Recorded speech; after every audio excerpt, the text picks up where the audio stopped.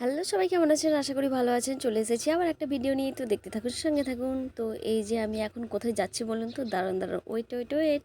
তো একটু পরেই জানতে পারবেন আমি কোথায় যাচ্ছি। তো গিয়ে আমি সাথে সাথে একেবারে বিরিয়ানি পেয়ে গিয়েছিলাম। তো বিরিয়ানিটা দেখেই লোভ লাগছে, কিন্তু আমি খেতে পারিনি। এটা একটা দুর্ভাগ্য বিষয় যে খেতে আমি পারিনি। এতটা দিয়ে দিয়েছে। তো এই যে আকরামস এ গিয়েছিলাম। তো এখানে কী কী আছে মেনু কার্ডে এই যে দেখে নিন। সুইটসের মধ্যে আপনারা পেয়ে যাবেন এইগুলো। আমি আর বলছি না, প্রাইস দেখে নিন আর কি কি পাওয়া যাচ্ছে দেখে নিন। তারপরে আছে যে বিরিয়ানির মধ্যে যা কিছু আইটেম আছে ওইখানেই সব আছে।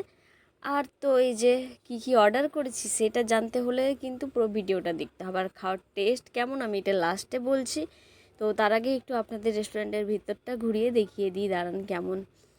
আমার তো খুবই ভালো লেগেছে, কিন্তু ব্যাপারটা হলো কি বলুন তো, বিরিয়ানিটা আমি ঠিক খেতে পারলাম না কারণ আকরামের বিরিয়ানির টেস্ট আমার খুব একটা ভালো লাগলো না। তো কি করব, ওই জন্য খেতে পারলাম না। ওইরকমই প্লেটে একটু নাড়াঘাটা করে অল্প একটু খেয়েছি, আর বেশি খেতে পারিনি। ভাবলাম পার্সেল করে নিয়ে চলে আসবো, কিন্তু যে সঙ্গে ছিল বলছে তোকে ছেড়ে দিয়ে চলে যাব তুই যদি একটা নিয়ে গেছিস।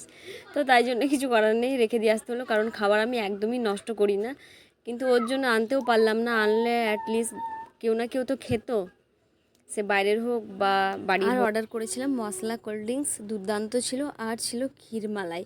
তো ক্ষীরমালাইটাও দারুণ টেস্ট ছিল। তো একটা জিনিসে মার খেয়ে গেছে এত বড় একটা রেস্টুরেন্ট। তো এই যে মানে ক্ষীরমালাইটা যেটা দিয়েছে সেই প্লেটটা একবার দেখুন। দাম মোটামুটি সব ঠিকঠাকই ছিল, তবে বিরিয়ানির কোয়ালিটিটা আমার খুব একটা ভালো লাগেনি। তো শেষে যে লাস্টে আমাদের দুটো ক্যালেন্ডার দিয়েছিল নববর্ষের জন্য। তো আজকের মতো ভিডিওটা এখানে শেষ করলাম। তো টাটা।